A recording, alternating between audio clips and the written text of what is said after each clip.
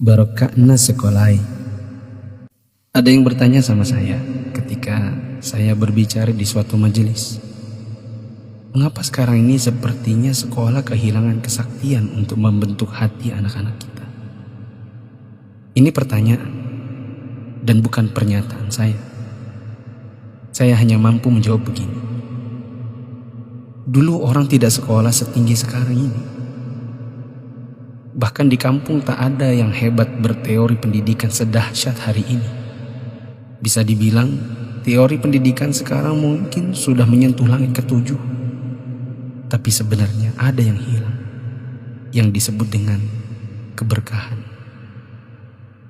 Keberkahan bukan buatan manusia, melainkan pemasena puange, rahmat Allah. Bukan sekolah yang membuat orang sukses, tetapi Allah lah yang berada di balik semua kesuksesan manusia dalam usahanya. Maksudnya, secara khusus saya mengajak Anda yang berusia 40 tahun ke atas untuk menengok sejenak ke belakang. Balik, ingat waktu kita sekolah di SD, yang nafas tak baru setengah-setengah, kita sudah disuruh ke sawah, membantu guru mataneng, menanam padi, membantu guru mencari kayu bakar di daret, di kebun, mengambil air untuk dipakai guru di rumahnya, disimpan di gumbang. Teori praksis pendidikan saat ini akan berkata bahwa ini tak ada hubungannya dengan kurikulum dan media pendidikan dan lain-lain. Kita disuruh mengerjakan pekerjaan oleh guru yang seakan tiada hubungannya dengan akademik. Bukan itu saja, bahkan mungkin kita pernah menjaga jualan guru.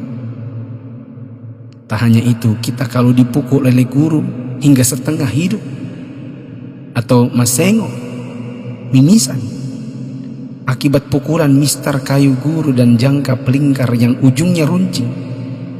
Disinilah intinya. Atas itu semua, pernahkah orang tua kita protes? Pernahkah orang tua kita mengeluh dengan tugas-tugas tadi?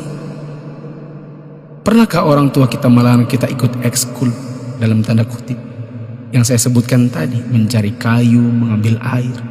Sama sekali no. Orang tua kita tidak pernah mempersoalkan. Inilah mata air yang mengalirkan keberkahan. Atas kesabaran orang tua terhadap dunia persekolahan, Allah pun menurunkan rahmatnya. Dia membalas kebaikan hati orang tua atas penghormatan terhadap guru dan eksistensi sekolah yang bahkan mungkin dengan segala kelemahan.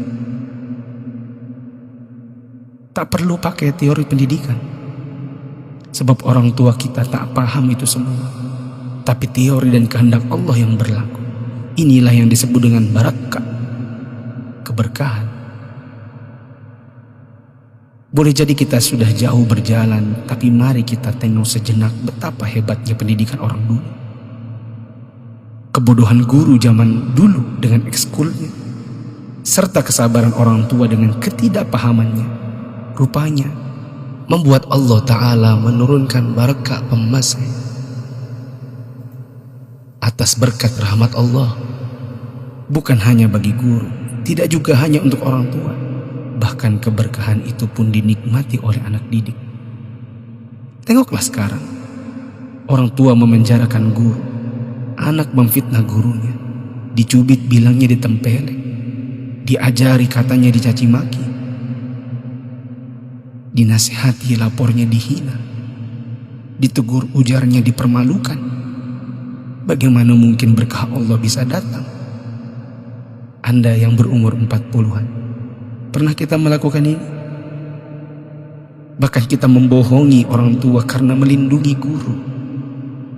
Kalau perlu orang tua tak perlu tahu apapun keadaannya. Itulah sebabnya di akhir sekolah dahulu kita selalu menyisakan air mata kebahagiaan.